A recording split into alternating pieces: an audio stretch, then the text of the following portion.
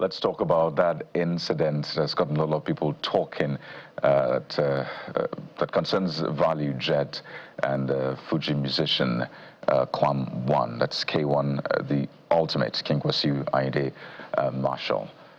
We're joined on the program, as you can see, by Mr. Olumide Onwayo, who is an aviation expert, to basically walk us through what we're seeing play out. Welcome to the program, Mr. Onwayo.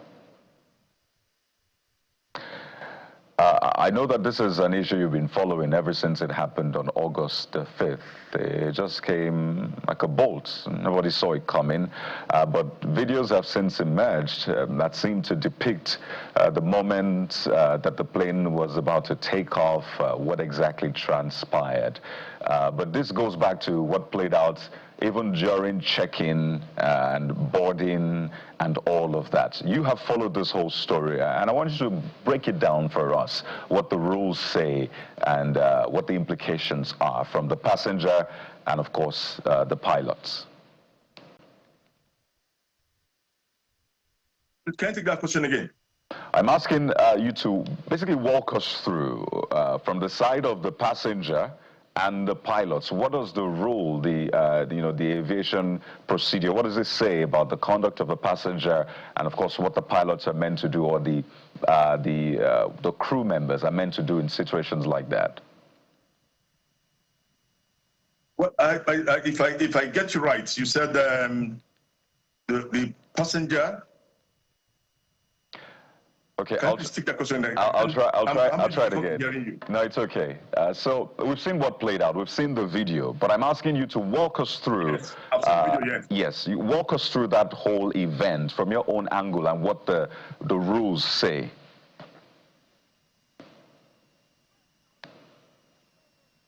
Yeah, I've seen the video, and I think I've seen the statement of the Civil Aviation Authority. Can you hear me? Yes, please, go ahead. Yes, and I've seen the statement of the Civil Aviation Authority. From that video and the statement of the authority and the airline itself, they all accepted that there was a breach of the pre-departure clearance protocols there by the pilots. And like I said, the preliminary investigation has shown that the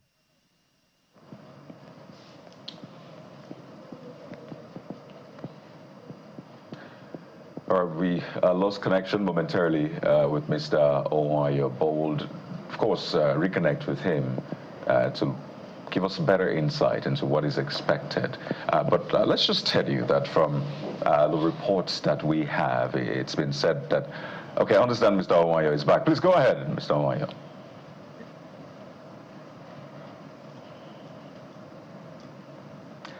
You can land on the point you were making, Mr. Onwayo.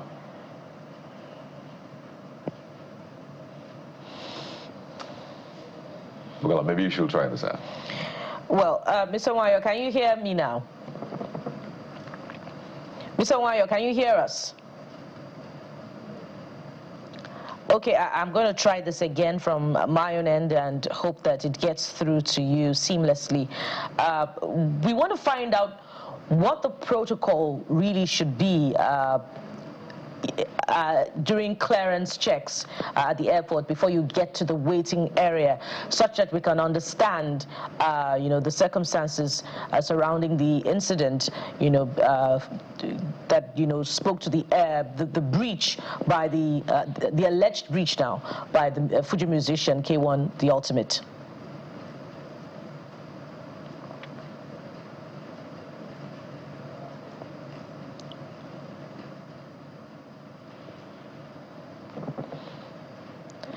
All right. While we fix that, this particular, trending video got a lot of talking points in the last 12 hours on social media, with many saying that besides the investigation being carried out by the Federal Airports Authority of Nigeria, that, the relevant punitive sections, of air travel should be invoked as well to ensure that the breach, if found to be true by the musician, should also attract some form of sanctions, that he should be banned from airlines for a certain period. That was part of the conversation. But before he even got to that point, which would be my concern, Kadi, there are standard clearance protocols, you know, not just at the international wing of the airport, but also at local wings, where your, you know, personal luggage is checked, and where there is liquid that you're carrying, you are asked to dispose of it, or it's taking from you, or you're asked to consume whatever liquid it is before you board. So how did he get through all of that with the substance that he was carrying, the liquid substance? Because this is definitely not a check-in area, Kadi, from what we see in the trending video. Indeed. And if I'm not mistaken, he's the one in brown that was avoiding the oncoming aircraft. Am I correct? It appears to be. Appears to be. Mr. Huayo, can you hear us now? I doubt he can. But yes, the NCA had put out a statement indicating the suspension of the pilots. In fact, the video which you're seeing was attached to the NCA's statement, which was put on X, saying that the NCA views this incident with utmost seriousness. But the Federal Airports Authority of Nigeria tried to give a detailed account of what exactly happened, saying that preliminary investigations confirmed that the passenger was scheduled to board the morning flight to Lagos, operated by Valuejet Airlines. That's flight VK201. And it says that during boarding, the passenger attempted to carry an unidentified liquid substance on board, despite repeated warnings from aviation security, that's Aviation personnel, and the flight captain. Goes on to say, in accordance with international aviation security standards, specifically Nigeria's National Civil Aviation Security Program and ICAO Annex 17, liquids exceeding 100 mils are not permitted through security screening. They say the passenger was informed of this regulation, but reportedly declined to comply. Mr. Huayo, we were just going through that statement, but I know you were making a point earlier on, so please land on that point. Yeah, I said there was a breach of the pre-departure clearance protocols. That was what the NCA report said, and that the action of the captain was reckless and it endangered lives of ground staff and airport users, and it was not in line with civil aviation regulations and international standards. And the airline itself also accepted that the preliminary investigation and said they were also looking into it and will revert back to the agency. But most importantly, the pilots who operated that flight are suspended for now. But let's go all the way back, Mr. Huayo, because this didn't just happen in the aircraft. It started from pre-boarding. And Bukola was saying earlier on that if you're carrying any liquid, you are told to dispose of it, consume it during, you know, the usual checks. So, first of all, let's speak to that one.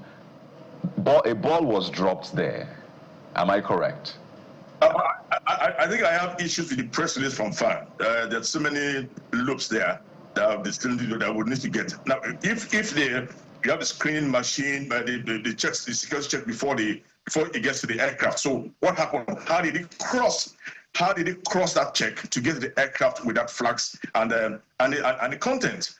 You know, how did it cross? Then at what point did the captain intervene on board the aircraft? And when the captain intervened and he took the drink and threw that at the face of one of the aviation security personnel, he had pushed one of the civil aviation law there, and that was unruly. At that point, he should have been arrested. Again, when he was deported from the aircraft, he was supposed to be taken away. Because when you are deported, you're already possible. You're supposed to be taken away from the aircraft and from the airside. So what was this doing there? At the time the aircraft was ready to leave, what was he doing on the tarmac?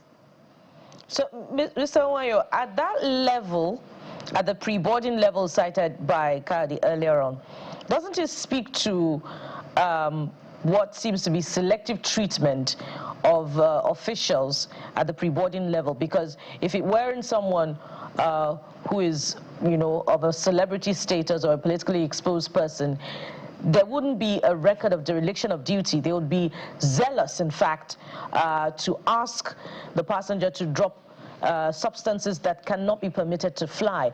So besides speaking to that, what should be the punitive action that should be meted out on those officials at that level as well?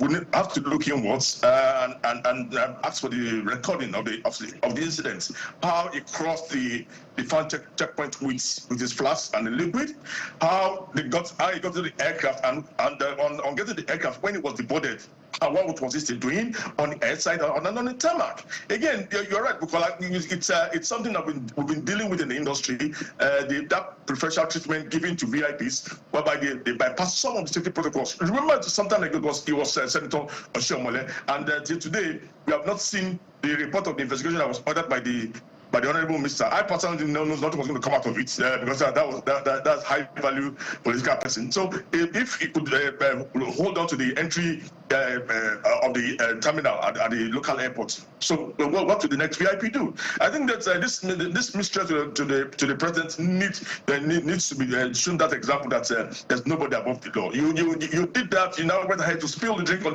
the security official that came to pick you, and the next thing you refuse to leave in front of the aircraft. I don't think we should deal with the airline and the pilots. And I'm not saying they should be exonerated, but I think the offender needs to get punished, and those who are allowing to breach that the civil aviation protocols also need to tell us what happened. The statement goes on to say, at this juncture, that's after the flight captain intervened, but faced similar resistance, and after confirming that boarding was complete, she instructed the closure of the aircraft door. And at this juncture, the passenger moved to the front of the aircraft and refused to leave the area despite repeated requests. He was ultimately escorted away. Of course, the statement skips the plane taking off and then people having to dock. What is the protocol for takeoff? What are the things that should have been done? Should the aircraft have waited for him to have been evacuated? Some said it was a security breach. The pilot was maybe worried and then had to just take that. So what was meant to have been done before takeoff? Well, you see, for me, let me say that when it was deboarded, it was at that point that AFSEC would have taken over by taking him out of the vicinity of that aircraft and from the air side. It was no more a passenger and had no right to be on that tarmac anymore. At the moment it was deboarded, it would have been moved swiftly by the security personnel. But you see, going back to your question, there are so many protocols that the pilots need to go through before takeoff, and not include this filing its flight plan, getting weather reports, getting the ground staff reports, load sheets from the loaders, clearance that all allied equipments used in preparing the aircraft have been moved, and the aircraft was safe to move. Also even within the cabin, but since the Penal report says ground personnel and airport users, it shows was an external issue that was breached. So it's the clearance to show that the aircraft was now free to move without any obstruction was there. And I think that should be the area that needs to be addressed, and I think that's where the pilot might be finding one thing. Is it curious that the pilots have been punished, but there's been no word in that sense concerning the passenger? What are the options available?